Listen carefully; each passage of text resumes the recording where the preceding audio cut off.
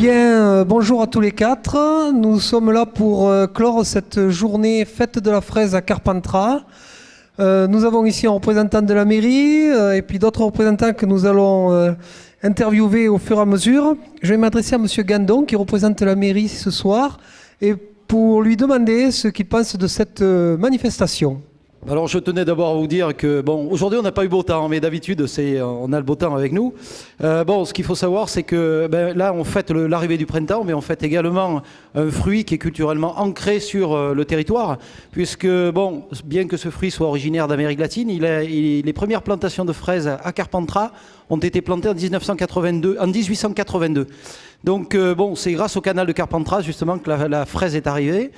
Et nous, c'est fêter cette fraise telle que se doit, puisque ça fait vivre toute une économie sur Carpentras. C'est 4000 tonnes par an et sur 300 exploitations. Donc moi, j'ai des amis qui ont des fraisiers, et donc ce qui est important, c'est de lui rendre l'honneur qu'on lui doit, c'est-à-dire le fêter chaque année, cette fraise de Carpentras. Et puis, ça a permis aussi de créer des animations autour de la fraise. En même temps, il y a des entreprises qui sont lancées dans la pâte de fruits, dans le sirop et dans la confiture de fraises. Et ce sont des entreprises locales. Je ne sais pas si je dois faire la publicité, mais c'est Serge Clavel. Tout à fait, nous sommes là pour ça. Alors maintenant, on va passer à Monsieur Bégou-Hassel. Alors, c'est vous qui avez organisé la fête de la fraise. Qu'est-ce que vous avez retenu de cette organisation et de ce qui s'est passé aujourd'hui ? Alors, moi, je suis chargé de chef de projet événementiel à la mairie de Carpentras, mais c'est toute une équipe qui organise la fête de la fraise à Carpentras avec des partenaires, avec les services techniques. C'est vraiment un travail d'équipe, un long travail. C'est l'ensemble des fonctionnaires de la ville parce qu'il y a des arrêtés, il y a tout le reste. Et pour parler après de la fête de Carpentras, cette fête, elle a été remise au goût du jour en 2008 maintenant et on atteint des sommets énormes puisque l'année dernière, on a vendu ne serait-ce que 3 tonnes de fraises. Donc ça, c'est fabuleux. Cette année, la météo étant, je pense qu'on va arriver à peu près au même chiffre, on devrait y arriver. J'ai pris un peu quelques températures auprès des exposants. Je pense qu'on va arriver au même chiffre de fraises vendues. Ce qui est important, c'est que cette journée de la fraise, ce qu'il faut savoir à Carpentras, c'est qu'elle a pour but de faire promouvoir la fraise de Carpentras. Les producteurs s'entendent entre eux sur le tarif de vente de cette fraise, que ce soit la fraise ronde, la clairie ou la gariguette ou la sifflerette. Et c'est une fraise qui est vendue à prix exceptionnel, pour que les consommateurs, le lendemain, aillent chez les revendeurs, les primeurs ou dans les grandes surfaces, acheter la fraise de Carpentras, et justement parce qu'ils l'auront découverte, ils l'auront goûté, et avec tous ces produits dérivés, comme vous le disiez, M. Gandon, tout à l'heure, c'est le bonheur, et c'est ce que les consommateurs cherchent sur Carpentras quand même. Et de plus en plus, on se rend compte que le succès étant, on arrive à trouver des partenaires qui sont fidèles avec nous. Alexandre Zorni vous en parla tout à l'heure avec les vins au Ventoux. C'est un ensemble, c'est un travail d'équipe et c'est quelque chose qu'il faut continuer avec les agriculteurs aussi.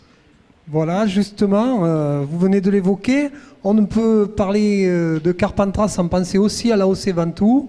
Il y a une liaison, je pense, de terroir entre la fraise et la l'AOC Ventoux. Et peut-être, Monsieur Desordi, vous pouvez nous en toucher un mot. Voilà, nous, on est partenaires donc, sur toutes les manifestations dites de terroir sur Carpentras et aussi d'autres manifestations. Et c'est vrai que sur tout ce qui est événement de terroir, on essaye de faire connaître donc, nos vins de la l'AOC Ventoux. Là, sur la fraise, on avait mis une thématique qui était donc les rosés parce qu'on est au début du printemps, malgré tout. Et on est là pour commencer à lancer le millésime 2012 en rosé et en blanc. Donc la thématique de présentation a été faite aujourd'hui et les vignerons sont moyennement content aujourd'hui parce que la météo malheureusement nous a pas trop aidé. On a eu quelques jours de beau en début de semaine, mais là ça s'est un petit peu gâté. C'était compliqué aujourd'hui, mais c'est vrai quand même que le public était présent. Ils ont pu faire déguster, ils ont pu prendre des contacts, donc on est tout à fait satisfait de cette journée et on espère que l'année prochaine la météo cette fois-ci sera avec nous et on aura une journée encore plus belle. Alors on passe la parole à Monsieur Anjoanès. Est-ce que vous êtes fier que les élèves du campus Louis Giraud aient mené ce projet un peu grâce à tout le campus et à toute l'organisation qu'il y a eu derrière? Disons qu'au travers des élèves du campus, on retrouve vraiment l'implication de l'établissement dans le territoire. Et ceci, monsieur le maire, c'est uniquement pour rappeler aussi que notre campus est situé sur le legs d'une grande figure de Carpentras, Victor de Sobira, donc qui a légué quand même 63 hectares sur la commune de Serres pour des actions de développement, d'animation. Il ne faut pas oublier qu'il y a 600 ans que Serres est quelque chose d'important dans la vie de Carpentras. Il ne faut pas oublier aussi, monsieur le maire, vous en avez parlé, que les fraises viennent grâce au canal de Carpentras, et le canal de Carpentras, c'est Louis Giraud. Donc, Campus Louis Giraud, on était immanquable, vous ne pouviez pas nous contourner. Et par ailleurs, je suis tout à fait heureux de la collaboration qu'il y a eu entre les services de la commune, en particulier sur les élèves qui découvrent un petit peu la face cachée d'un outil terrible qui est la télévision. Et que quelque part, ben voilà, c'est un outil, je pense, qu'ils vont regarder maintenant l'écran, le petit, le grand, avec un œil un peu différent. Donc là, je tiens à vous remercier de nous avoir permis à une classe entière, parce que là, il n'y en a qu'une partie, bien sûr. Nous sommes en vacances scolaires, il ne faut pas oublier. Hein. Donc voilà, ils ont découvert ce que c'était au travers des petits clips, etc. Merci. Donc voilà une manifestation qui a un large public et qui est à renouveler, j'imagine. Chacun d'entre vous, vous pensez le renouveler pour l'année prochaine, puisque depuis 2008, vous avez dit que c'était déjà, la fête existait déjà. Et nous allons maintenant accueillir monsieur Jean-Marc Larue, qui est cuisinier au Jardin de la Tour à Avignon, qui va nous présenter une de ses recettes favorites qui est faite à base de fraises.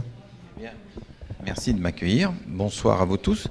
Et mission nous avait été donnée au travers les disciples d'Escoffier que je représente, puisque le reste de l'équipe est déjà parti. Et on nous avait demandé de travailler la fraise, mais le salé. Et nous avons osé cette année trouver la notion de crumble.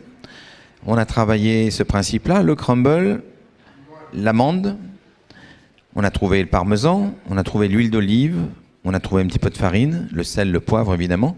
Ça, c'était pour la note salée. Les fraises ont été coupées. On a utilisé le basilic. Ça pousse par ici. La ricotta, c'est un peu plus loin.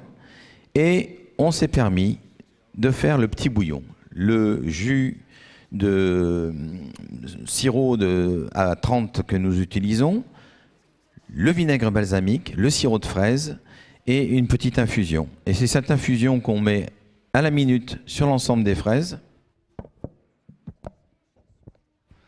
Voilà, on va voir la démonstration en direct.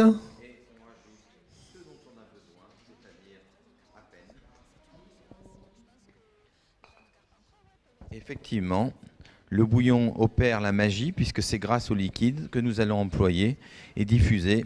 Ce qu'on est dans le droit d'attente, c'est de la magie. On appelle ça l'instant éphémère qui s'inscrit dans l'éternité. C'est le plaisir de bouche que je vous invite à partager. Note facultative, il nous appartient peut-être de rajouter un petit peu de combava. Ça vient un peu plus loin, effectivement. À l'origine, ça nous vient des Indes, mais ça nous vient aussi de la Réunion, ça nous vient de Madagascar. Et on râpe un tout petit peu de soupçon. Alors, qu'est-ce que c'est que le combava? C'est ni plus ni moins qu'un agrume dont on n'exprime que la peau, parce que le jus est complètement dichotomique, et étant dichotomique, il est très agressif. Donc, on se contentera de l'olfactif. C'est ce qui va venir soporiser la partie supérieure de la fraise. Voilà, et je vous invite à la dégustation. Pour conclure, on va faire les remerciements. Tout d'abord, remercier les producteurs qui sont venus à la fête de la fraise et pour les interviews, les gastronomes et cuisiniers pour les présentations, les élèves du lycée Louis Giraud pour la production, toute l'équipe d'Eau-de-Zone pour leur gentillesse et leurs compétences, parce qu'ils nous ont beaucoup aidés, l'équipe enseignante qui a permis le projet, et bien sûr la municipalité de Carpentras et le maire Francis Adolphe. Voilà, merci à tous pour cette journée et à l'année prochaine, et merci à tous les 5 pour votre intervention.